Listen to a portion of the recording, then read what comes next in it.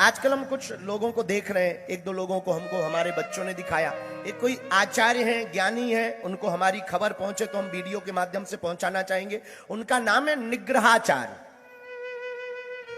अब वो ज्ञानी है या नहीं इतना तो हमने नहीं जाना, जितना उनकी वाक्पटुता और शब्द शैली और सुसंस्कृत शब्दों से हमने उनको परखा है। तो संस्कृत का तो बहुत अच्छा ज्ञान है, लेकिन उस ज्ञान से कितने लोगों का भला हुआ हमें ये पता नहीं। पर इस व्यासपीठ से मैं उनको प्रणाम करूं, मैं प्रार्थना करूं निग्रहाचार्य भगवान से, जो नाम आपका है निग्रहाचार्य, आचार्य हो, संत हो, शास्त्री हो, जो भी आप हो, हमारे लिए बंधनीय हो। हमने कभी किसी साधु की बुराई नहीं की, पर मैं आपको बोलना चाह रहा हूं, स्पेशली बोलना चाह रहा हूं, कृपा करके आपका जो ज्ञान है, आपके पास जो वाक पटुता है, आपके पास जो शास्त्रों की पारंगतता है, आपके पास जो वेदों का अध्ययन है, तुम में दम हो ना, तो आप अपने संतों की बुराई करना बंद करके धर्म विरोधियों के फकचर्रे उठाना शुरू करो।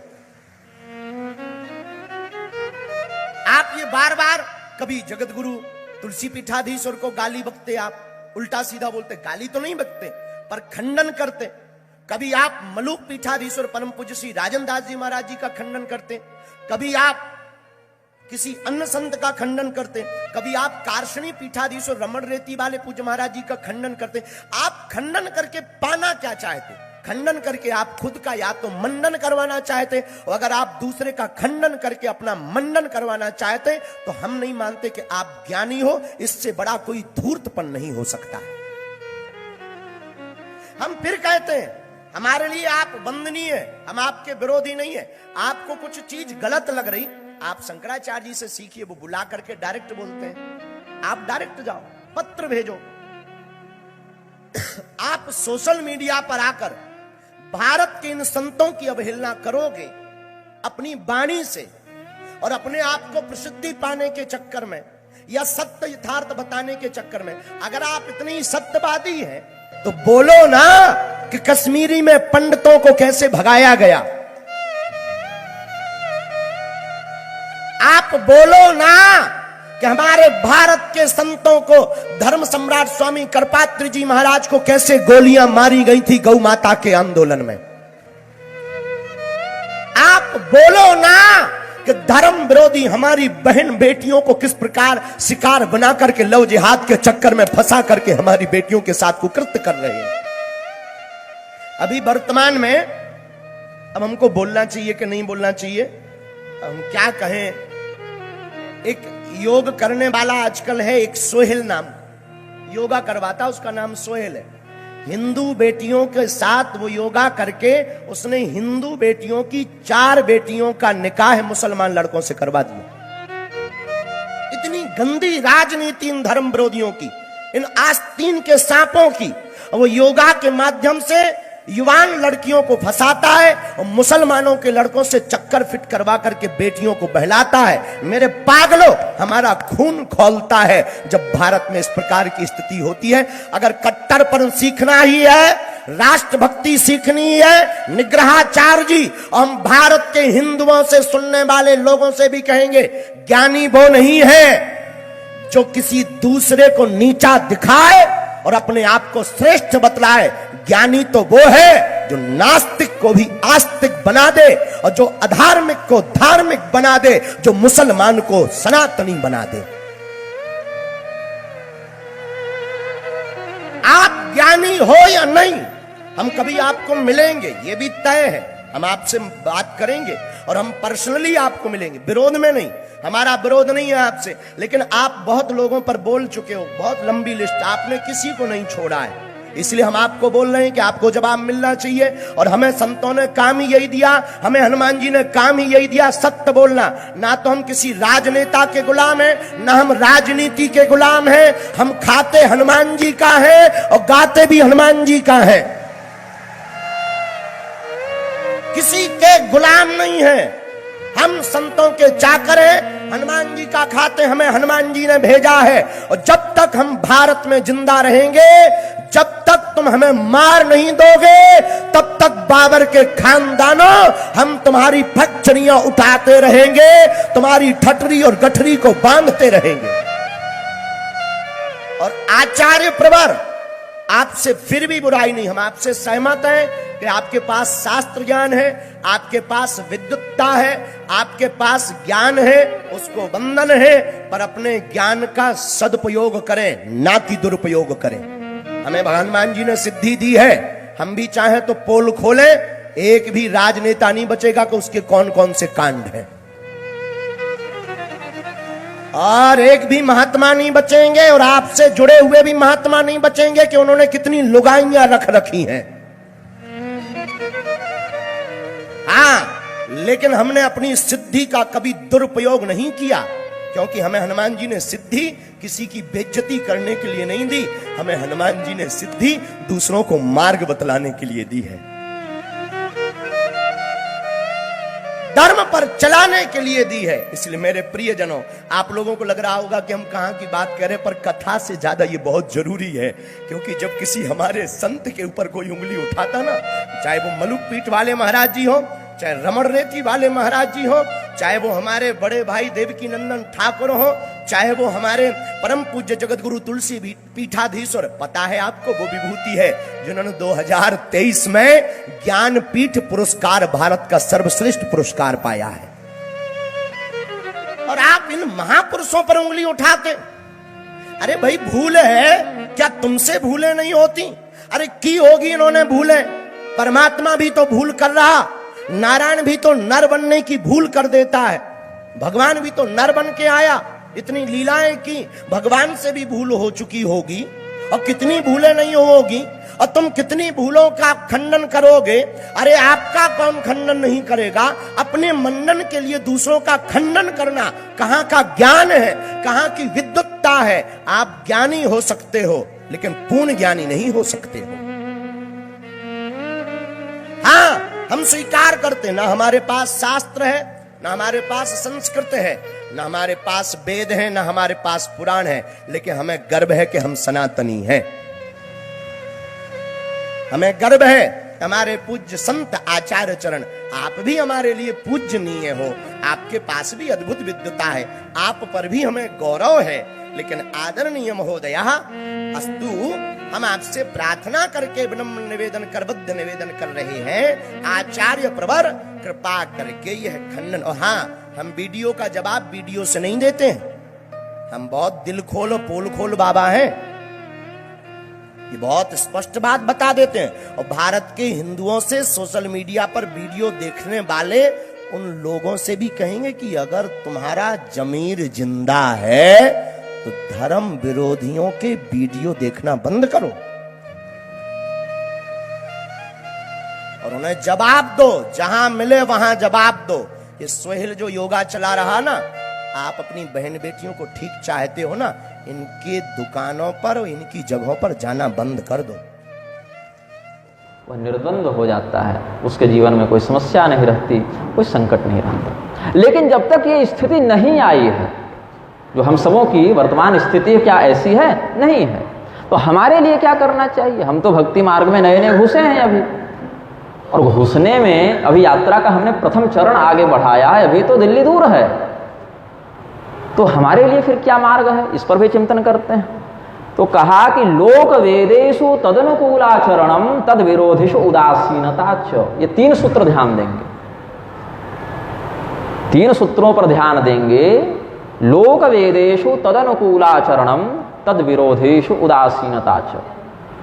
संसार में वैदिक मर्यादा के अनुसार जो सदाचार बताया गया है, कर्तव्य पालन बताया गया है, उसके अनुकूल आचरण करना।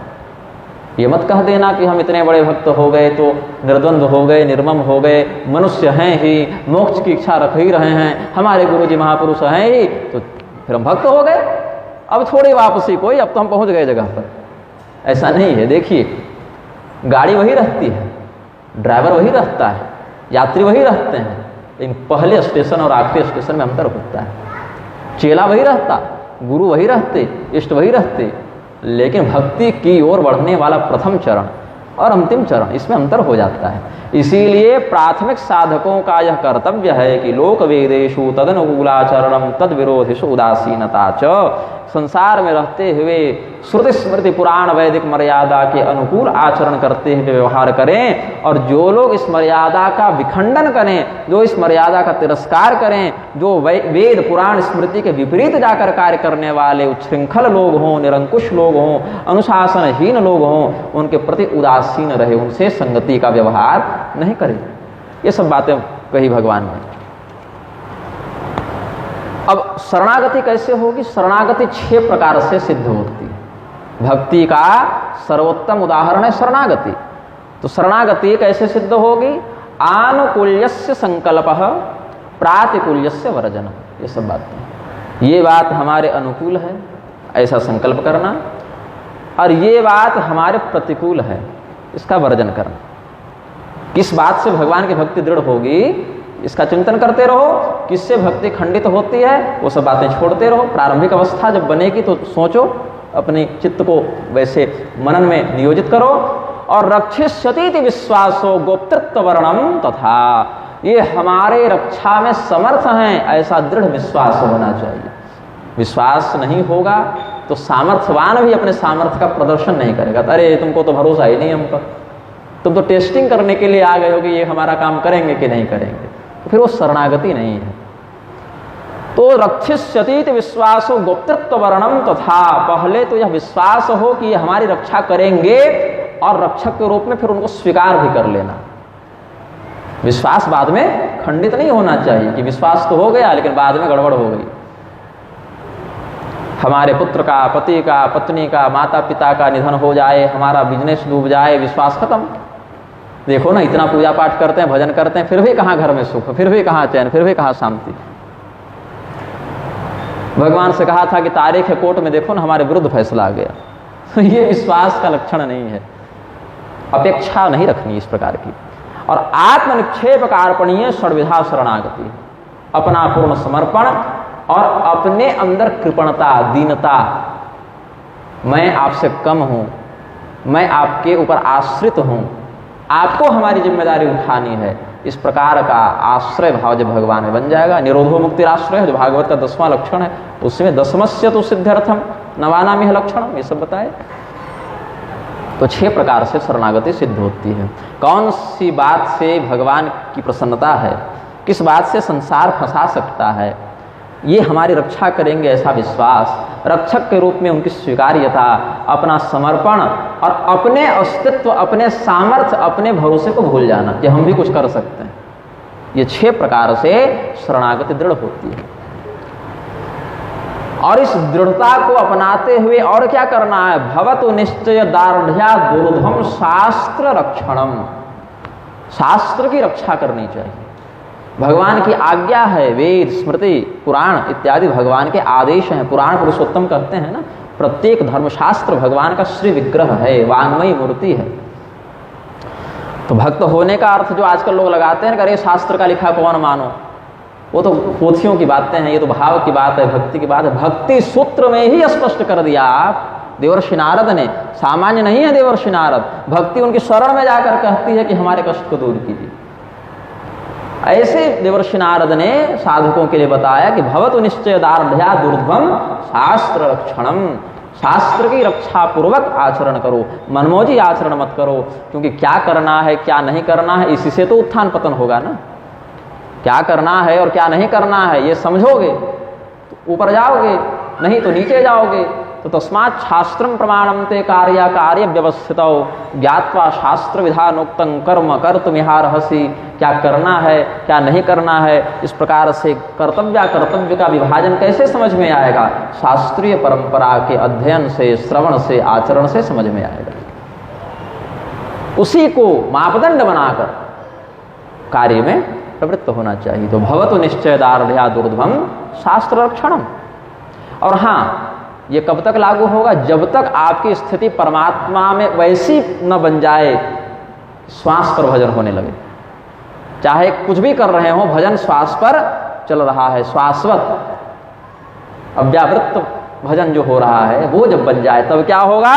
निस्त्रय गुणिये पथि विचरताम को विधि को निषेध। जब एक बार परमात्मा भाव में चेतन लग गया तो उसके लिए कोई विधि भी नहीं है और उसके लिए कोई निषेध भी नहीं है। लेकिन जब तक ये स्थिति नहीं बनी है तब तक क्या करना है? तो भगवान ने दो बातें कही, यद्यदाचरति श्रेष्ठस्तत्तदेवेतरो जनः सयत् प्रमाणं कुरुते लोकस्तदनुवर्तते, ये भी कहा। और न बुद्धि भेदम जनयेत ज्ञानाम कर्म संज्ञानाम जोषयेत सर्वकर्माणि विद्वान युक्त समाचरण, यह भी कहा। तात्पर्य क्या है? समाज जिनको श्रेष्ठ व्यक्ति के रूप में देख रहा है उनका अनुकरण बड़ी शीघ्रता से करता है। देखो उन्होंने ऐसा किया, हम भी ऐसा ही करें। अब कोई व्यक्ति क्रिकेटर को श्रेष्ठ मानता है तो उसने जैसी हेयर स्टाइल रखी वो ये भी रख लेता है। कोई किसी हीरो हीरोइन को अपना आदर्श मानता है तो उसके अनुसार व्यवहार करने लगता है। कोई किसी संत को अपना आदर्श मानता है तो वैसा व्यवहार करने लगता है। तो कौन सा व्यक्ति किसको आदर्श मान बैठे, ये तो निजी संस्कार का विषय है, प्रारब्ध का विषय है। लेकिन क्या ये सब श्रेष्ठ है? नहीं। जिसको शास्त्र ने श्रेष्ठ कहा वही श्रेष्ठ है। और ऐसे श्रेष्ठ व्यक्ति के जीवन में अगर कोई अनिष्ट आ जाए, कोई दोष आ जाए, समाज उसको भी ध्यान में रखता है कि देखो उन्होंने ऐसा किया, हम करें तो क्या गड़बड़ है भाई। वो समर्थ थे तो अपने दोष का निवारण कर सकते थे, आप समर्थ नहीं हैं तो नहीं कर सकते। उन्होंने ये थोड़ी कहा कि हमने जो किया वो तुम्हारे लिए भी यही कर्तव्य है, ऐसा भी तो नहीं कहा। हमने जो किया वो हमने भक्ति के कारण किया, भूल के कारण कर दिया, या ये मार्ग तुम्हारे लिए भी ऐसे ही अनुकरणीय है, ये बात नहीं है ना। इधर कौन सी दिशा है सामने? पूर्व, उत्तर। अब ये जो मंच है इधर आने के लिए विपरीत दिशाओं की ओर चलने वाले व्यक्ति क्या यहाँ पहुंचेंगे? एक स्थान पर अगर जाना हो और अलग अलग दिशाओं में व्यक्ति चलने लगे तो क्या पहुंच पाएंगे? नहीं, सामान्य चिंता, लेकिन पहुंचेंगे। अगर इस स्थान पर आने वाला एक व्यक्ति उधर से आए और एक व्यक्ति इधर से जाए तो एक दूसरे के विपरीत दिशाओं की ओर चलता हुआ भी बस समान लक्ष्य तक पहुंच जाता है। इसीलिए कई बार ज्ञान मार्ग, भक्ति मार्ग, कर्म मार्ग ये सब विपरीत विपरीत लगते हैं। अरे ये तो ज्ञान मार्ग ही, हम तो भैया भक्ति मार्ग ही, हमारा मार्ग इससे विपरीत है। लेकिन नहीं, पहुंचता वो वहीं पर है। अलग दिखने के बाद भी लक्ष्य संसिद्धि उनको हो जाती है। भगवान ने कहा ना, जो सांख्य है वही योग है, दोनों को एक ही फल की प्राप्ति होती है। पंचम अध्याय, चतुर्थ अध्याय इत्यादि इन बातों पर भगवान ने प्रकाश डाला है। तो संतों का, जो ब्रह्मनिष्ठ संत हैं, उनका यह कर्तव्य है अपने उस स्तर का प्रदर्शन समाज के सामने न करें, क्योंकि समाज वहां पहुंचा नहीं, वो भ्रमित होगा। आप वहां तक पहुंचने के लिए जो साधना किए हैं, जो भक्ति की है, वो उसने नहीं की है, इसीलिए वो उसका अधिकारी नहीं है, वो उसका पात्र नहीं है, वो उसके मर्म को नहीं समझता। इसीलिए सामान्य कर्मानुबंध में फंसे जीवों के सामने उन साधनात्मक इष्टात्मक रहस्यों को न खोलें जब तक वो वहां तक पहुंचेगा नहीं।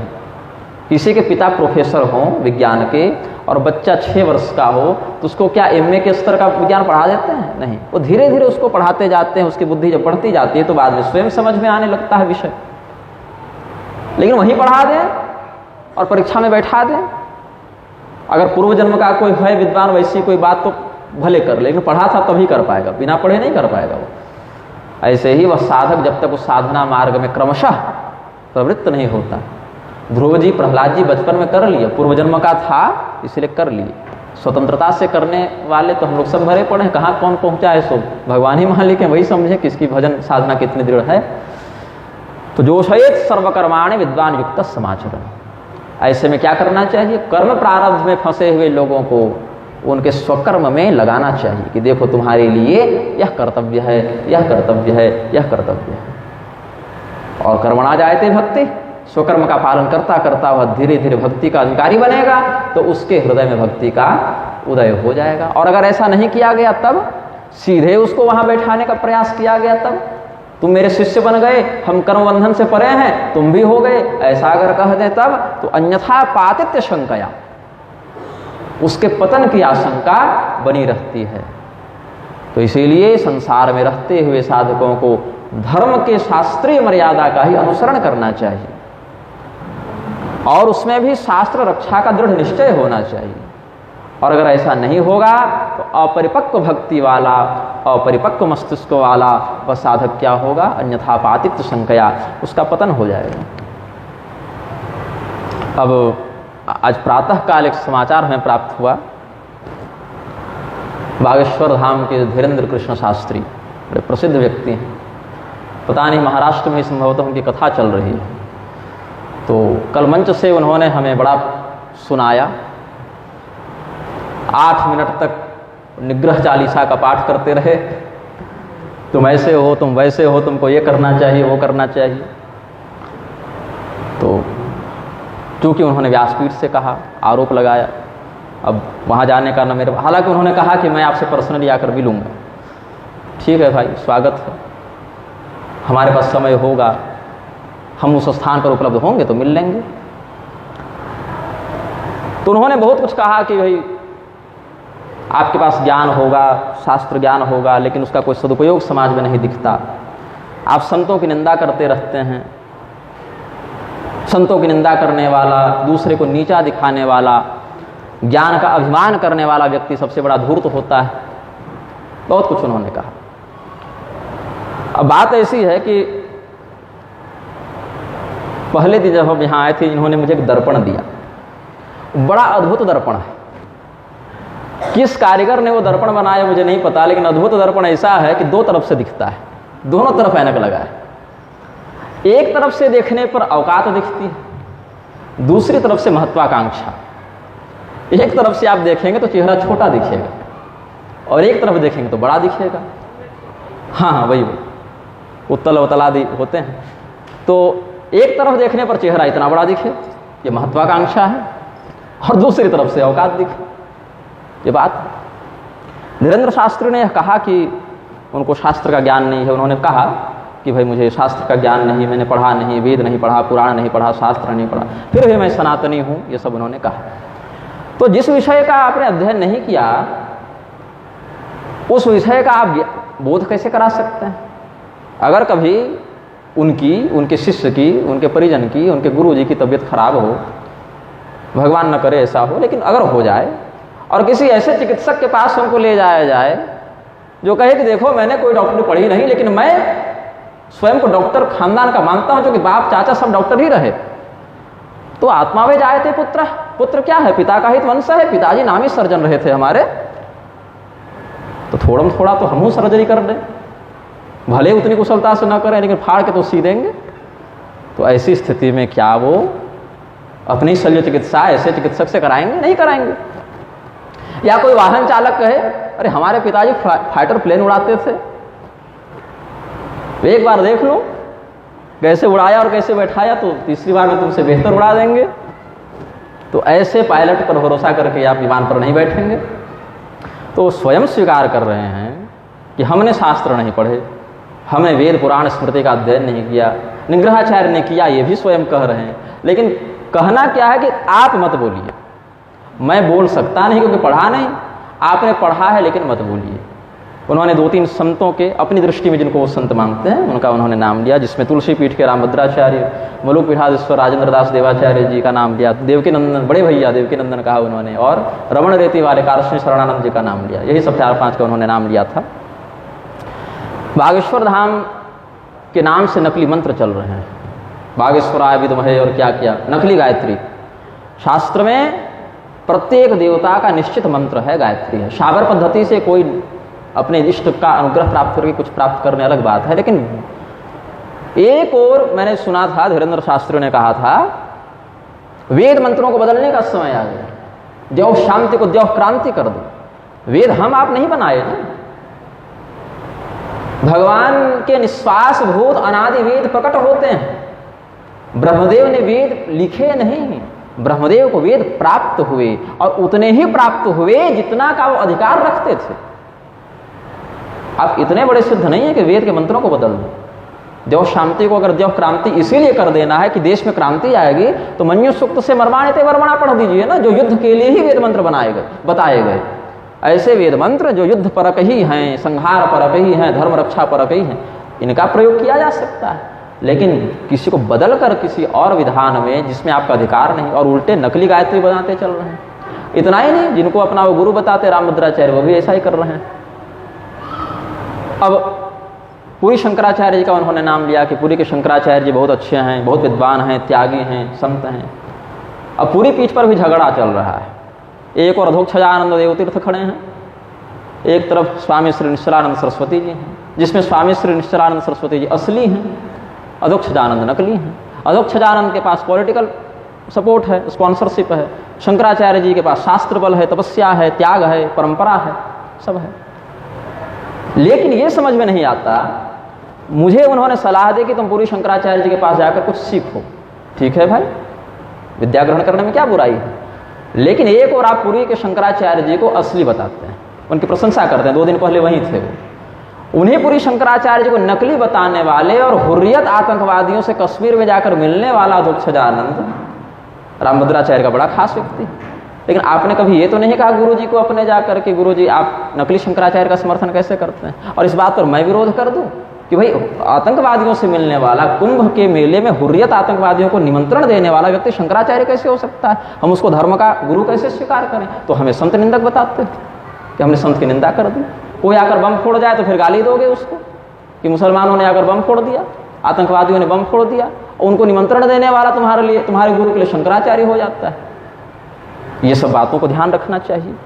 फिर कहते हैं कि तुम सनातन धर्म के गुरुओं पर बड़ा बोलते हो, कभी मुसलमानों और ईसाइयों पर क्यों नहीं बोलते? ये भी एक आरोप लगाया। मैंने कहा बिल्कुल बोलता हूँ, बल्कि लिखा हूँ, कई पुस्तकों में लेख में लिखा हूँ। लेकिन ये बताओ कि हमने तो विरोध कर दिया, वृक्षों का हमने विरोध कर दिया, लेकिन अगले दिन हमने क्या देखा कि तुम्हारे कथित संतों में से बड़े हैं अवधेशानंद जी, अवधेशानंद गिरी। उन्होंने अपने प्रवचन में क्या कहा? प्यारी कुरान, पवित्र बाइबल और हमारे वेद समकक्ष रख रहे हैं। जिस व्यक्ति के लिए कुरान और बाइबल पवित्र और प्यारी है, राधे माँ को जो महामंडलेश्वर बना दिए, राधे माँ में क्या संतत्व है भाई? वो धर्म के किस परंपरा के किस सिद्धांत का आचरण करती है या करवाती है, और उनको महामंडलेश्वर बना दिया गया और हमने विरोध किया। तो क्या मैं संत की निंदा कर रहा हूँ कि मैं धर्म के शास्त्रीय प्रारूप के लिए बोल रहा हूँ, उसके लिए लड़ रहा हूँ? और फिर देखा कि यही नागपुर में मोहन भागवत, संतरों का अड्डा है ना नागपुर, शास्त्रों को बदलने की पैरवी करने लगे कि शास्त्रों को बदल देना चाहिए, शास्त्र पुराने हो गए, अधिवेशनों में कहते हैं। वही आरएसएस राष्ट्रीय मुस्लिम मंच और ईसाई मंच बनाती चल रही है।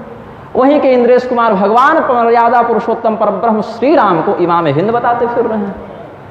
ऐसी स्थिति में अगर हम वृक्षों का विरोध कर भी दें तो उनको गले लगाने वाले तो तुम लोग ही हो। तो हमारा विरोध करना कहाँ तक सार्थक हो रहा है? इसके बाद अभी एक और प्रसंग सुनने में आया, सरकार जो है वो हर गांव में राम मंदिर बनवा रही है। ठीक है भाई, सरकार धर्मनिरपेक्ष है, लेकिन संविधान से धर्मनिरपेक्ष शब्द हटाएगी नहीं, लेकिन राम मंदिर बना रही है, बहुत अच्छी बात है। राम मंदिर में पुजारी कौन होंगे? बोले आदिवासी होंगे, दलित होंगे, किन्नर होंगे, सब होंगे। शास्त्र में जिसके लिए जो मर्यादा बताई गई है, यहाँ छोड़िए, मैं गर्भगृह में प्रवेश नहीं कर सकता क्योंकि मेरी अभिषेक परंपरा भिन्न संप्रदाय से हुई है, यहाँ आराधना विधान भिन्न संप्रदाय से है। धर्माधिकारियों में भी अन्य संप्रदाय के मंदिर के गर्भगृह में प्रवेश करना या अर्चना करना विहित नहीं होता है। अन्य संप्रदाय का व्यक्ति कामाख्या में जाकर पूजा नहीं कर सकता, हम अपनी परंपरा के आराधना को दूसरे के मंदिर में नहीं कर सकते। ये तो अलग अलग मर्यादा है।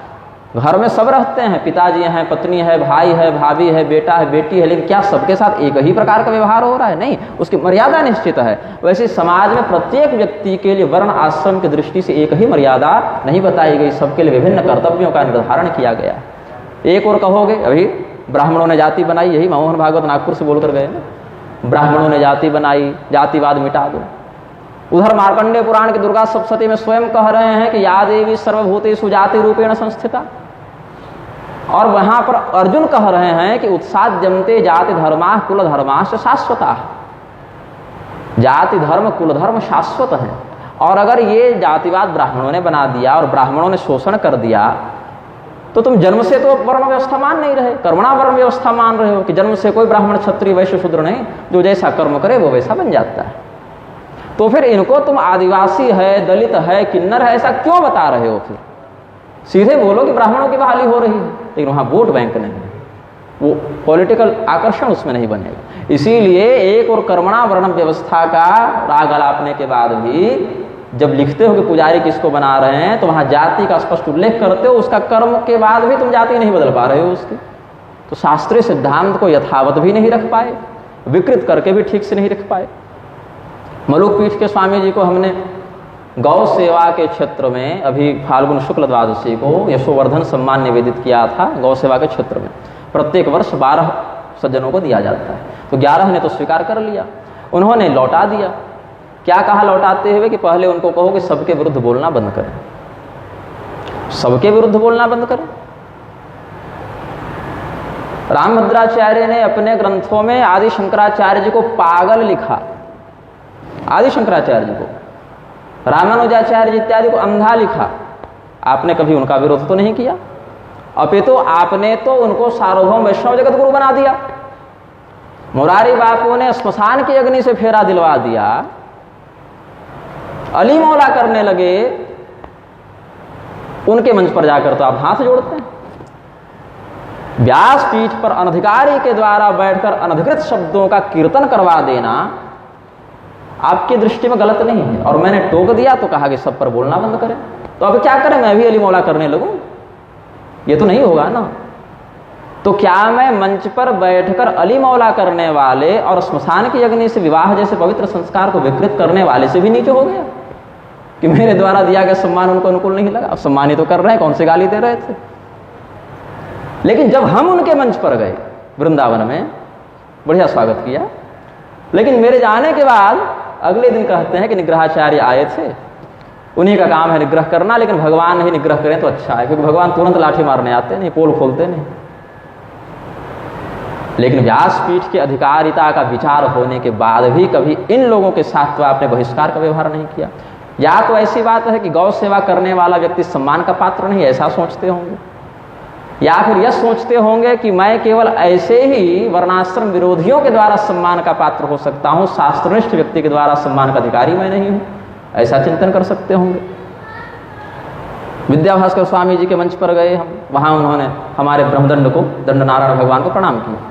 इसको लेकर संप्रदाय वाले कहने लगे कि असांप्रदायिक शाक्तों के तांत्रिक दंड को तुम कैसे प्रणाम कर सकते हो? स्वामी जी ने संप्रदाय की मर्यादा को खंडित किया, जबकि महाभारत में जहां दंड नारायण का स्वरूप वर्णित है वहीं पर कहते हैं दंडो ही भगवान विष्णु यज्ञो नारायण स्वयं सस्वद्रूपम महद्विभ्रन महापुरुष उच्यते। भगवान विष्णु ही दंड नारायण के रूप में आकर अधर्म का संहार और धर्म की रक्षा करते हैं। फिर कहा कि निग्रहाचार्य तो शाक्त हैं, कामाख्या परंपरा से हैं, वैष्णव ही नहीं हैं, इसीलिए इनको कथा ही करने का अधिकार नहीं, क्योंकि कथा तो वैष्णव के मुख से सुननी चाहिए। तो जहां श्रीमद् भागवत के श्रवण का महात्म्य वर्णित है वहीं पर कहा कि विष्णु के मुख से उत्पन्न होने के कारण ब्राह्मण वैष्णव है। और शाक्त परंपरा की भी अगर बात करें तो मैं वैष्णव भले नहीं हूं, शास्त्र ने तो परम वैष्णव कहा है, क्योंकि भेदं न कुरुते यस्तु दुर्गा विष्णु शिवादिषु ब्रह्मत्वेनेव जानाति स परो वैष्णवो मतः। जो व्यक्ति भगवान महादेव में, भगवान ब्रह्मदेव में, भगवती दुर्गा में, भगवान विष्णु में भेद नहीं देखता, एक पर ब्रह्म के रूप में जो देखता है वो परम वैष्णव होता है। हमने नहीं कहा, तो वेदव्यास जी ने कहा, फिर हमारी वैष्णवता में क्या दिक्कत है? और अगर केवल महाविद्या की भी हमने उपासना की होती, काली तारा त्रिपुर सुंदरी बगलामुखी इत्यादि की ही केवल दीक्षा ली होती, तो भी महाभागवत में भगवती ने स्वयं कहा है आसाम ये साधका ते तो सभायाम वैष्णवा मता। इन महाविद्याओं के जो साधक हैं वो सभा में वैष्णव कहलाते हैं। ओशो ने एक बड़ी विकृत व्यवस्था चलाई, संभोग से समाधि तक। व्यभिचार को उसने साधना से जोड़ा और भारत में ड्रग की, व्यभिचार की, वेश्यावृत्ति की ऐसी बाढ़ लाई ओशो ने अपने मोहक वचनों से, मायामय वचनों से, कि ये पूरी पीढ़ियां की पीढ़ियां नष्ट हो गई। मंच से धीरेन्द्र शास्त्री ने ओशो की इतनी प्रशंसा की है कि मैं क्या कहूं। क्यों की? क्योंकि आपने शास्त्रों का अध्ययन नहीं किया। हाँ, सिद्धि है तो प्रयोग कीजिए, लेकिन सिद्धि का अर्थ ये नहीं कि आप मंच पर बैठकर कहें। उन्होंने कहा कि दूसरे का खंडन करने वाला धूर्त होता है, तो आदि शंकराचार्य जी ने क्या किया था? अधर्म का विरोध करके, पाखंडियों का खंडन करके शास्त्र सम्मत सिद्धांत की प्रतिष्ठा की, इसीलिए दिग्विजय किया उन्होंने।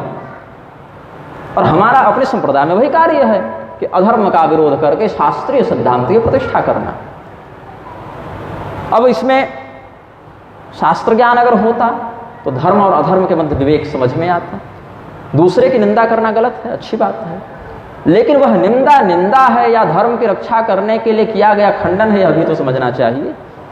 रामभद्राचार्य ने कितनी बार कहा, मंच से बैठकर कहा, त्रिगुणाय चौबे दीक्षित ये सब अधम ब्राह्मण होते, वो देखा था कि नहीं वक्तव्य आपने? इंद्रेश जी के पिताजी कृष्णचंद्र ठाकुर जी के यहाँ जाकर जो उन्होंने वेदस्तुति पर व्याख्यान किया, 4-5 टाइटल वाले ब्राह्मणों को उन्होंने अधम ब्राह्मण बताया, हम तो इनसे रोटी बेटी नहीं करते भाई, इससे हिंदुओं की एकता बढ़ गई थी।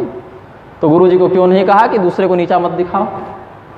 ये कर सकते थे, लेकिन नहीं कहा। फिर कहते हैं कि हनुमान जी ने हमें जो सिद्धि दी है वो सत्य बोलने के लिए दी है, इसलिए मैं सत्य बोलूँगा। तो हनुमान जी ने ये नहीं कहा था कि सीता जी का परित्याग हुआ कि नहीं हुआ, उत्तरकांड असली है कि प्रक्षिप्त है, शंभुक वध हुआ कि नहीं हुआ।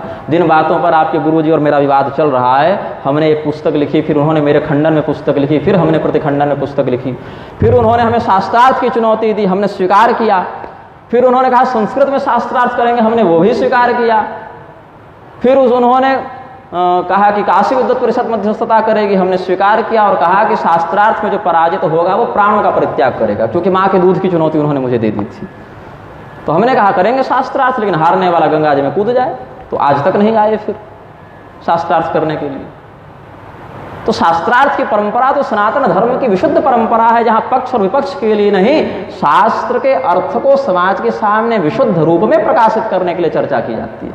इसलिए नहीं कि किसके चेले कितने, अभी तो इसके लिए कि कौन से शास्त्र के तात्पर्य को विशुद्ध समझा जाए और कौन सा शास्त्र धर्म के मापदंड को यथावत रख सकता है, किसका पक्ष है, इसके लिए शास्त्रार्थ होता है। और शास्त्रार्थ में चुनौती भी क्या, मैं त्रिदंड फेंक दूंगा अगर यह सिद्ध हो गया।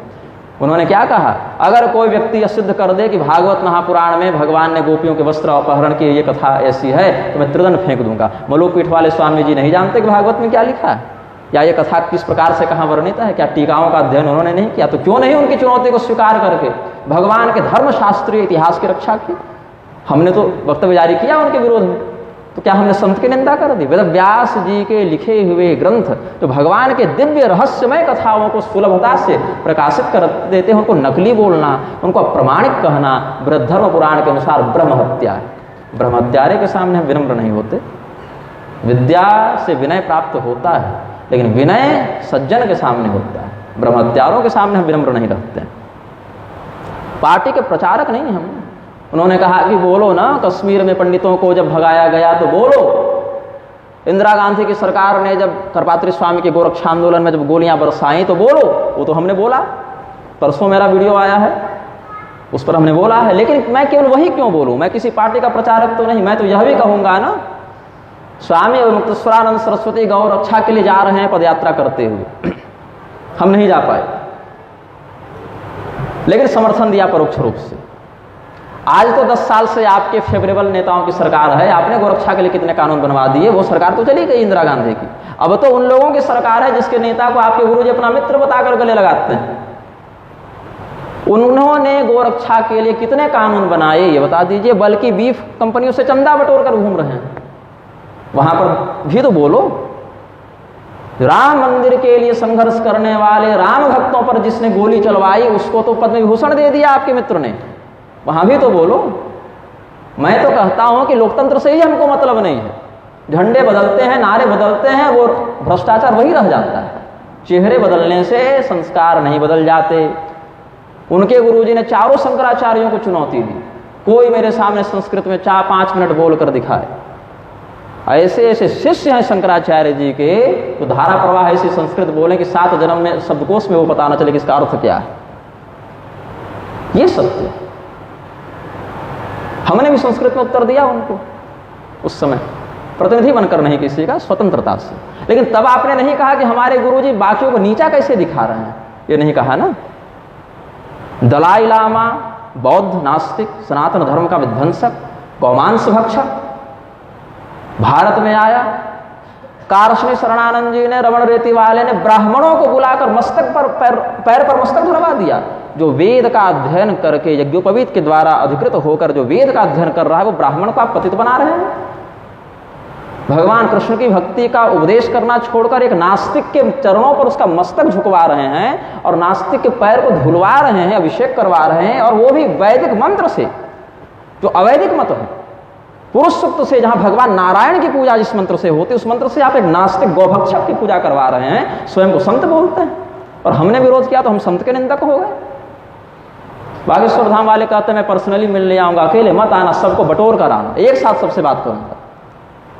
देवकी नंदन बड़े भाई हैं, 10 साल से देवकी नंदन के घर में कोई नहीं मरा क्या? 20 साल से सूतक नहीं मानते वो, किसी के जीने मरने पर उनको अशुद्धि नहीं लगती।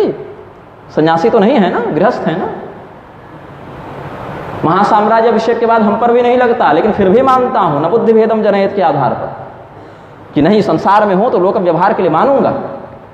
मेरे भी बाल बड़े थे ना, मुंडन तो कराया हमने, पुराने चित्रों में देखा जा सकता है। तो देवकी नंदन के घर में, अनिरुद्धाचार्य के घर में शेविंग रोज हो रही है, किसी के मरने पर भी मुंडन नहीं हो रहा। ये कैसा धर्म है भाई तुम्हारा? सामान्य शुद्ध या शुद्धि का जब पालन नहीं हो सकता है तुमसे, तो तुम धर्म का व्याख्यान कैसे करते हो? अरे तुम तो बैठकर सीखो, अभी पढ़ो, पवित्रता क्या है, अपवित्रता क्या है, अधिकारिता क्या, उपदेश ही देने आ गए। जो गिरोह बन गया है ना, जो कहा गधा भी आ जाए और पैसा दे दे तो उसको जगत गुरु बना देंगे हम लोग, हाँ, वही गधे वाली बात है, बस पैर दो हो गए। जितने चेले नहीं है उससे अधिक जगत गुरु हैं। चेला आ रहा है 10, 20, 50 लाख दे रहा है, 60 लाख में तो हमारे पास ऑफर आए, आपको भी जगत गुरु बना देते हैं। मैंने कहा मुझे धर्म का व्याख्यान करने के लिए रजत सिंहासन की आवश्यकता नहीं, मैं सद्धर्म सिंहासन पर पहले से विराजमान हूं। भगवान श्री रामचंद्र जी के पास रथ नहीं था, रावण के पास था, विभीषण जी को चिंता हुई तो धर्म में रथ का उन्होंने उपदेश किया कि नहीं? यही रथ है, यही सिंहासन है, यही अधिकार है, उसके लिए अलग से वैभव प्रदर्शन की आवश्यकता नहीं होती। वेद मंत्रों को बदलने का दुस्साहस, ओशो जैसे नास्तिक की प्रशंसा, बौद्धों के आगे माथा झुकाकर भगवान नारायण के मंत्रों से उसकी पूजा करवाने, मनुष्य की पूजा करवाने का दुस्साहस करने के बाद भी ये लोग संत बने हुए हैं। अब एक और प्रकरण अभी चल रहा है, कोई सोहेल नाम का मलिक्ष है, वो योगा क्लास चलाता है, हिंदू लड़कियों को अभद्रतापूर्वक आलिंगन आदि करके योगा सिखाता है। ये बड़ा सोशल मीडिया पर वायरल हुआ। तो मुझे कह रहे हैं तुम सोहेल का विरोध क्यों नहीं करते? सोहेल के पास हिंदू लड़कियां गई कैसे? उनके घर में जवान जवान लड़कियों के मन में ये बुद्धि कहां से आई कि हमको मुसलमान के पास जाकर योगा सीखना है और अपने शरीर का स्पर्श करने देना? मैं तो वहां रोकूंगा ना उसको। वहां जाने के बाद क्या हो रहा है ये छोड़ो, उसको घर में तो संस्कार दो ना। और हिंदू मुसलमान छोड़ो, एक जवान लड़की को दूसरे जवान पुरुष से स्पर्श पूर्वक, आलिंगन पूर्वक योगा सीखने की आवश्यकता क्या? वो पातिव्रत्य कहां है? वहां पर हम उसको सदाचार की शिक्षा देंगे, वहां तक पहुंचने ही नहीं देंगे। और अगर फिर भी उसके माता पिता इतने निर्लज्ज हैं, उसकी बुद्धि इतनी भ्रष्ट हो गई है, तो फिर जाओ, अपने कर्म का दुष्परिणाम तुम स्वयं भोगो, वहां पर मेरी कोई सहानुभूति नहीं है। हाँ, बलपूर्वक उठा कर ले जाए तो युद्ध करेंगे तुम्हारे लिए, लेकिन तुम अपनी इच्छा से गई हो। पहली बार जब उसने तुम्हारा स्पर्श किया भद्रतापूर्वक, उसी समय तुमको फटकारना था, तुमको तो अपना भी आनंद लेना है। यह विकृति मन में पहले से, चरित्र ही जब नहीं बचा तो हम क्यों ऐसे लोगों के लिए लड़ते चले? मलुपीठाधीश्वर जी को मोरारी बापू में भगवान दिख जाते हैं, रामभद्राचार्य में भी दिख जाते हैं, स्वर्णानंद में भी दिख जाते हैं। जितने ये सब घूम रहे हैं पाखंड वृत्ति वाले, सब में भगवान दिख जाते हैं, हमारे अंदर भगवान नहीं दिख पाते। क्यों दिखेंगे? हमारे पास भी 1 लाख चेले हो जावे और मीडिया कंपनियों से हमारे भी 60 गांठ हो जावे और 10-20 लाख देखकर हम भी अपने कथाएं टीवी पर लाने लग जावे, हमारे अंदर का भगवान तुरंत दिख जाएगा। 50-60 करोड़ की प्रॉपर्टी हो जाए तो हृदय का भगवान साक्षात्कार तुरंत हो जाएगा। वो नहीं है, इसीलिए हमारे अंदर का ब्रह्म उन्हें नहीं दिख रहा।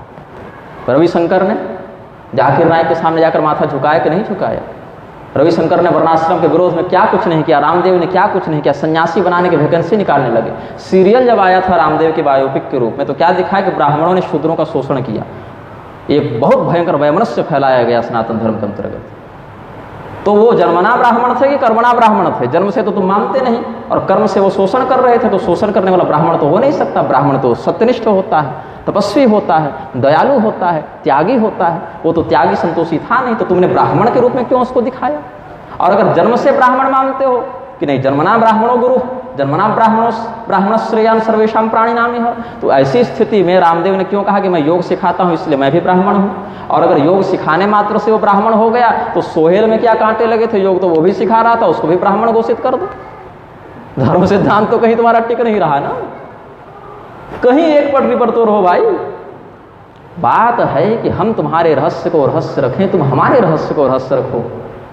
बागेश्वर धाम ने मुझे धमकी दी, मंच से कहा कि मेरे पास हनुमान जी की सिद्धि है सत्य बोलने के लिए, हनुमान जी की सिद्धि है, मैं झूठ नहीं बोलता, निंदा नहीं करनी चाहिए। अच्छा ये बताइए, कई वीडियो ऐसे देखे गए हैं, कोई महिला अपना पर्चा निकला उसका, तो कहा कि तुम्हारा तो 4 पुरुषों से संबंध है। भरे समाज के सामने उसके इस रहस्य को खोलकर आपने उसका सम्मान बढ़ाया कि अपमान किया? आपको बताना था, सामने बताते, किनारे बताते, एकांत में बता देते, लिख कर ही दे देते कि पढ़ लो भाई। लेकिन दिखाने के लिए कि मैं कितना त्रिकालज्ञ हूं उस महिला का, ठीक है वो चरित्रहीन है, लेकिन 10 लाख लोगों के सामने आपने अपमान किया ना। उन 10 लाख दृष्टियों ने उसको जो अपमान की नजर से देखा, उसका दोषी कौन होगा? हमने तो ऐसा नहीं किया। वो करने के लिए आपके पास सिद्धि है। और उल्टे क्या कहते हैं कि अगर मैं पर्चा खोलना शुरू कर दूं तो एक नेता ऐसा नहीं जो बचेगा, एक महात्मा ऐसा नहीं जो सही बचेगा। तो वो करो। जो नेता भ्रष्टाचारी है, घोटालेबाज है, देशद्रोही है, जो पाखंडी स्वयं को संत के रूप में दिखाते हुए व्यभिचार कर रहा है, कहा ना कि 10-10 लुगाइयां रखे हैं महात्मा, तो बताओ ना कौन रखा है, तुमसे पहले हम विरोध करेंगे उसका। मेरा कोई सगा नहीं है धर्मशास्त्र के अलावा, जन्मे थे तो कोई सपोर्ट नहीं किया था, मरेंगे तो कोई साथ नहीं जाएगा। धर्मानुगो गच्छति जीव एक, धर्म जो करेंगे धर्म ही हमारी रक्षा करेगा परलोक में। यमराज के सामने हम ये नहीं कहेंगे कि अमुक ने हमारा सपोर्ट किया, हमने जो किया अपना भोगेंगे, आगे बढ़ेंगे। तो ये कौन सी सत्यनिष्ठा की सिद्धि है भाई कि तुम जान रहे हो कि वो आतंकवादियों से मिला हुआ नेता है, लेकिन जनता को तुम सतर्क नहीं कर रहे, तुम मजे ले रहे हो। अरे गड्ढा में कूद रहा है, कूदने दो। तुम जान रहे हो कि ये पाखंडी है, व्यभिचारी है, साधु बनकर घूम रहा है, लेकिन जनता को बता नहीं रहे हो कि तुम इसके चक्कर में मत पड़ना। अगर इतनी ही सत्यनिष्ठा है तो पर्चे में उन दुष्टों के भी नाम प्रकाशित करो। और अगर तुम मुझे दुष्ट समझते हो तो पर्चा निकाल कर बताओ हमने कब मांसाहार किया, कब मदिरापान किया, कब ड्रग ली, कब किसी से पैसा लेकर किसी का विरोध किया या पैसा लेकर चुप रह गए, या कभी व्यभिचार किया, किसी का उस प्रकार से अवगम्यागमन किया हो, तो पर्चा निकाल कर बताओ। इतना विश्वास हमको अपने माता पिता गुरु के संस्कार पर है, हृदय में बैठे परमात्मा को साक्षी रखकर शपथ कर सकते हैं। लेकिन जिसको तुम सच में मान रहे हो कि वो व्यभिचारी है, बलात्कारी है, दुराचारी है, रामभद्राचार्य के उत्तराधिकारी पर जब नाबालिग वाला केस हुआ था तो तब पर्चा क्यों नहीं निकला भाई? तो गुरु भाई हैं आपके। तो इस प्रकार से धर्म का अनुशासन, और हिंदुओं की भीड़ तो निर्मल बाबा के पास भी लग रही है, अजमेर भी लग रही है, शिरडी भी लग रही है, कहीं भी लग जा रही है। उसको शॉर्टकट चाहिए कि कुछ मैं कर दूं और अगला मानी हम है। हिंदू को तो ये बनना है, ऐसा नहीं हो सकता ना। सिद्धि दी क्यों गई है? केवल ये बताने के लिए कि तुम्हारा किसके साथ अवैध संबंध है और तुमने घर से गोभी खाकर प्रस्थान किया कि भिंडी खाकर प्रस्थान किया, इसके लिए सिद्धि है। धर्मशास्त्रों की अक्षुण्णता को वर्तमान में विद्यमान रखने के लिए, वर्णाश्रम व्यवस्था को विद्यमान रखने के लिए। परसों मिले थे ना वो इंद्रेश और अनिरुद्धाचार्य, ये सब मिले थे। तो इंद्रेश जी के पिताजी के विरोध में हमने बोला था, वो अग्रवाल का कोई लड़का था, वो चाइनीज लड़के से विवाह करके आ गया था। इन्होंने बड़ी प्रसन्नता से उपलब्धि के रूप में उसका बखान किया। अरे भाई वो द्विजाति है, अपने कुलधर्म को भ्रष्ट कर रहा है, उसके पितर नरक जा रहे हैं, तुम व्यासपीठ से उसकी उपलब्धि का बखान कर रहे हो। और यहाँ अर्जुन रो रहे हैं कि वर्ण संकरता से पितरों का नाश होता है, उत्साद्यमते जाति धर्मा कुल धर्माश्च शाश्वता। ये अर्जुन का विलाप हो रहा है विषाद योग में। उस जाति धर्म कुल धर्म वर्णाश्रम को बचाने के स्थान पर अट्टहास हो रहा है कि वाह चाइनीज लड़की से विवाह करके आए, बड़ी सुशील थी, शाकाहारी थी। चाइनीज शाकाहारी हो गया तो इससे बड़ा सौभाग्य क्या है? ब्याह लाओ। आपको 2 थप्पड़ लगाना था, तुम्हारे कुल में, वैश्य कुल में यज्ञोपवीत की परंपरा खंडित हो गई, तुम लक्ष्य के साथ आए हो। मैं बहिष्कार करता हूं सेठ का, तुम अपने पूर्वजों की कृति पर कलंक हो, ये उद्घोष करना था। मैं नहीं आता तुम्हारे घर दोबारा। डोनेशन से बड़ा धर्म कोई नहीं बचा कलयुग में। डोनेशन सबसे बड़ा देवता, डोनेशन सबसे बड़ा सिद्धांत, डोनेशन सबसे बड़ा धर्म। बागेश्वर धाम ने कहा हमारे गुरुजी को सरकार 1.5 लाख महीना देती है। गुरुजी बोलते हैं कि कहाँ देती है? अब गुरुजी जगत गुरुजी हैं, दावा करते हैं कि ऋग्वेद से लेकर हनुमान चालीसा तक सब हमारे कंठे पर है। और जब शास्त्रार्थ की बात आई तो हमने जिन ग्रंथों से प्रमाण दिए उनको खोजने लगे मार्केट में, कहाँ मिलेंगे ये ग्रंथ। तो हमने ही अपने पैसे से खरीद कर उनको भेजा कि पहले आप इन ग्रंथों को पढ़िए और तब आइए शास्त्रार्थ करने। तो चिढ़ गए। ऋग्वेद से लेकर हनुमान चालीसा तक कंठ में। हमने कभी नहीं कहा कि मैं सर्वज्ञ हूँ, मैं पूर्ण ज्ञानी हूँ। हमें उपदेश दे रहे थे कि तुम पूर्ण ज्ञानी नहीं हो सकते, वो तो तुम्हारा गुरु भी नहीं हो सकता। त्रिदंड फेंक दूंगा, त्रिदंड फेंक दूंगा की धमकी बार बार देते हैं, यही दिखाने के लिए धारण किए थे क्या? पर्सनली क्षमा जो है। अब फिर कहते हैं कि सोशल मीडिया पर क्यों बोलते हो? इसीलिए बोलता हूं क्योंकि आप लोग जो ये बकवास करते हैं ना, ये सोशल मीडिया के माध्यम से लाखों लोगों तक बात पहुंचती है और लाखों लोग भ्रमित होते हैं। अगर हम एकांत में आपसे मिल भी गए, आपने मेरी बात मान भी ली, तो क्या आप दोबारा एक बयान जारी करेंगे कि कल जो हमने वक्तव्य दिया वो गलत था, निग्रहाचार्य ने बताया तो हम अपने वक्तव्य में सुधार करते हैं? ऐसा करने का साहस है? नहीं, टीआरपी घट जाएगी, बदनामी हो जाएगी। इसीलिए यदि आप एकांत कमरे में हमारी बात को मान भी लें तो वो 1 लाख लोग जो आपके कारण भ्रमित हुए वो सुधरने से रहे। इसीलिए अपने संसाधनों के आधार पर हम भी सार्वजनिक बात करते हैं। धर्म का कल्याण कैसे हो, धर्म का विकास कैसे हो। कह रहे हैं मुसलमानों को सनातनी बनाने पर ध्यान दो। जो पहले से स्वयं को हिंदू कह रहे हैं उनको पकड़ कर पूछिए गोत्र क्या है तुम्हारा?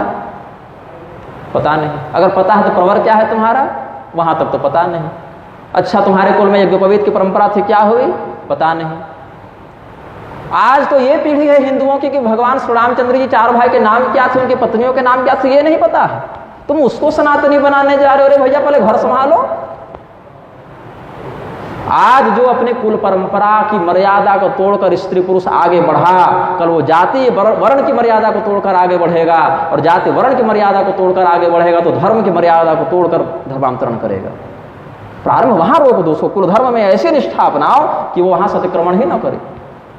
कोई व्यक्ति आत्महत्या करने के लिए चौथे तल्ले पर जा रहा है तो पहले तल्ले की सीढ़ी पर पकड़ लो ना, चौथे तल्ले तक उसको पहुंचने ही क्यों देना। कंगना रणावत ने कहा कि मैं बीफ खाती हूँ, गोमांस खाना मेरी इच्छा है, मुझे अच्छा लगता है। वो कंगना रणावत आज हिंदू शेरनी बन गई। रामभद्राचार्य से गए तो लिपट के आशीर्वाद दिया और हवन करने बैठा दिया जो गोमांस खाकर आई है। यज्ञ भूमि से बाहर जिसको निकाल देना था उसको बैठाकर हवन करा रहे हैं, सेल्फी खींच रहे हैं लोग सेलिब्रिटी के साथ। उज्जैन मंदिर में जब आलिया भट्ट और रणवीर कपूर प्रवेश कर रहा था, गोमांस भक्षक ये लोग, हिंदुओं ने विरोध किया, लाठी चलाने का। और मुसलमान आया था कि हिंदुओं की ही पुलिस आई थी और सरकार किसकी थी, ये भी बुंदेलखंड वालों को बताना पड़ेगा मुझे। महाकाल मंदिर में आग लगी तो लोग रो रहे हैं, गा रहे हैं। भगवान का अपमान तो तुम कर रहे हो। पुजारियों को क्या चाहिए था कि ठीक है भाई हम प्रशासन से नहीं लड़ सकते, लेकिन ऐसे मलेच्छों को हम मंदिर में नहीं घुसने देंगे, और अगर प्रशासन का आश्रय लेकर ये मंदिर में घुसते हैं तो हम ही लोग फिर जा रहे हैं मंदिर से, तुम ही देखो। ये कर सकते थे लेकिन नहीं किया। लोभ से ग्रस्त ब्राह्मण, कायरता से ग्रस्त क्षत्रिय, कंजूसी से ग्रस्त वैश्य और अहंकार से ग्रस्त शूद्र कभी धर्म के उत्थान का कारण नहीं बन सकते। ब्राह्मण में संतोष, क्षत्रिय में पराक्रम, वैश्य में उदारता और शूद्र में सेवा भाव रहेगा। एक साथ चार खंभे रहेंगे, छत कभी नहीं गिरेगी। इसको छोड़ दिया तुम लोगों ने, इसको बदल दिया। और मैं चुप रहूं, मैं नहीं बोलूं। एक तो तुम बोल नहीं रहे, मुझे बोलने दे नहीं रहे। ये स्तरहीनता है हिंदुओं की। 10 साल से तुम्हारे पक्षधरों की सरकार है, कितनी लाख गाय कटी, उनकी चमड़ी को खींचकर क्या क्या नहीं कर दिया गया। और गाली देने के लिए करपात्री स्वामी के समय चेहरे और पार्टियां बदलती हैं। जो आज दूसरे पार्टी में रह के घोटाला करके भगवान को गाली दिया ना, कल तुम्हारी पार्टी में आ जाए तो केस रफा दफा हो जाता है, वो तो हिंदुओं का योद्धा बन जाता है। यमराज के यहाँ का न्याय ऐसा नहीं चलता। रामभद्राचार्य एक तरफ कहते हैं मैं सभी हिंदुओं से रोटी बेटी करवाऊंगा। वर्णाश्रम व्यवस्था का अतिक्रमण करने के दंडस्वरूप गवार्थे ब्राह्मणार्थे व वर्णानां वापि संकरे, यह आदेश है। वर्ण संकरता से धर्म को बचाने के लिए, गौ ब्राह्मण अनाथ बालक स्त्री की रक्षा करने के लिए शस्त्र धारण करना चाहिए सनातनियों को। चाहे ब्राह्मण हो, क्षत्रिय हो, वैश्य हो, शूद्र हो, कोई हो, धर्म की रक्षा करने के लिए वहां तुरंत खड़े हो जाना चाहिए। और जो वर्णाश्रम व्यवस्था को मटियामेट करने पर तुले हुए हैं, जैसे रामभद्राचार्य और रविशंकर और ये रामदेव, इनके साथ मंच साझा करने में न मलुपीठ वालों को शर्म लगती है, न बागेश्वर धाम को शर्म लगती। जिस वर्णाश्रम की रक्षा करने के लिए आप हनुमान जी के भक्त हैं, हनुमान जी किनके भक्त हैं? श्री राम जी के भक्त हैं। और श्री राम जी क्यों आते हैं? श्रुति सेतु पालक राम तुम जगदीश माया जानकी। भगवान आते हैं धर्म की रक्षा करने के लिए, वेद की रक्षा करने के लिए, गौ की रक्षा करने के लिए। हनुमान जी के भक्त स्वयं को बताते हैं, जब इन्हीं के पक्षधरों की सरकार काशी विश्वनाथ कॉरिडोर के नाम पर हनुमान जी के तुलसीदास जी के द्वारा स्थापित मंदिर को तोड़ रही थी, तब इनकी हनुमान भक्ति कहाँ गई थी? बस अवैध संबंधों का प्रचार करने के लिए हनुमान जी की सिद्धि काम आती है। जब देवालय टूटते हैं, मंदिर टूटते हैं, तो सरकार के खिलाफ बोलने की क्षमता क्यों नहीं होती इनकी कि हनुमान जी का मंदिर तुमने कैसे तोड़ा, हमारे शास्त्रीय पौराणिक देवालयों को भ्रष्ट कैसे किया? तब नहीं बोलते, तब सिद्धियां काम नहीं करती इनको। ये कालीचरण, हिंदू तो कालीचरण के गायकी पर मुग्ध हो गया, वो वर्णाश्रम विरोध करके साईं बाबा का प्रचार किए जा रहे हैं। कोई भी कहीं भी कुछ भी बोल दे रहा है, बस नाम लेकर किसी का विरोध मत करना भैया, क्योंकि बाजार खराब हो जाता है। शास्त्र ने कहा गुरोरप्यवलिप्तस्य कार्य मजानत, जो कार्य और अकार्य में अनभिज्ञ हो ऐसे गुरु का परित्याग कर देना चाहिए। गुरुओं ने स्वयं को भगवान के ऊपर जिस दिन कर लिया, उस दिन से वो गुरुता से नीचे गिर गए। भगवान आपके आराध्य हैं, आपके सेवक नहीं है भगवान। भगवान जो हैं सनातन धर्म के धारक भी हैं, रक्षक भी हैं और प्रवर्तक भी हैं। स्वयं रामो विग्रहवान धर्म, भगवान श्री रामचंद्र जी स्वयं विग्रहवान धर्म है। अशास्त्रीयता का प्रसारण करते करते, मैं निंदा नहीं करता किसी की, मैं खंडन करता हूं, क्योंकि वही मेरा काम है, उसी में मेरी बहाली है। लोग कहते हैं तुम सब जगह गलती देखते हो। अब जो पुलिसकर्मी रहेगा, वो तो देखेगा ना कहाँ चोरी हो रही है, और जब पकड़ेगा चोरों को पकड़ता रहेगा, तो जब पकड़ता रहेगा तो उसका काम ही वही है। एक चिकित्सक को रोगी का अधिक दर्शन होता है, पुलिस को क्रिमिनल का अधिक दर्शन होता है, तो दोषज्ञ पंडित को दोष का अधिक दर्शन होता है। वो देखता है तो चिकित्सा करता है, सुधार करता है। यहाँ पर ये बात है। वर्णाश्रम व्यवस्था के अंतर्गत जो श्रद्धा रखते हैं, सनातन धर्म शास्त्रों को मौलिक रूप में जो स्वीकार करते हैं, आचरण करते और करवाते हैं, इनके अतिरिक्त किसी भी धन लोलुप, सत्ता लोलुप, प्रतिष्ठा लोलुप व्यक्ति के सामने हम विनम्रता का प्रदर्शन नहीं करते, निग्रहत्व का ही प्रदर्शन करते हैं। तो धीरेन्द्र कृष्ण या तो शास्त्र का अध्ययन करें, या तो गद्दी से नीचे उतरकर पर्चा बनाएं, व्यासपीठ से व्याख्यान नहीं करें, क्योंकि आप उसके विषय में जानते ही नहीं। जो जानते हैं वो बोलेंगे, और अगर चुप कराना है तो मैं सदैव उत्तर पक्ष रहता हूँ, पहले किसी पर नहीं बोलता। पहले वो कुछ बोलते हैं, तब मैं देखता हूँ यहाँ गड़बड़ बात जा रही है, तब उत्तर में कुछ बोलता हूँ। तो पहले हनुमान जी की सिद्धि से पर्चा निकाल कर अपने गुरु को समझाइए कि आप जो सीता त्याग और सम्मुखवत पर बकवास करते आ रहे हैं इतने वर्षों से, पहले सुधार कीजिए। स्वयं को महर्षि वाल्मीकि और वेदव्यास से बड़ा बताने चले हैं, उस पर सुधार कीजिए। और अगर ये जानना है कि मैं कौन हूं, तो पर्चा निकालिए और पता कीजिए हनुमान जी से कि निग्रहाचार्य क्या होते हैं, क्या अधिकार रखते हैं और क्या क्षमता रखते हैं।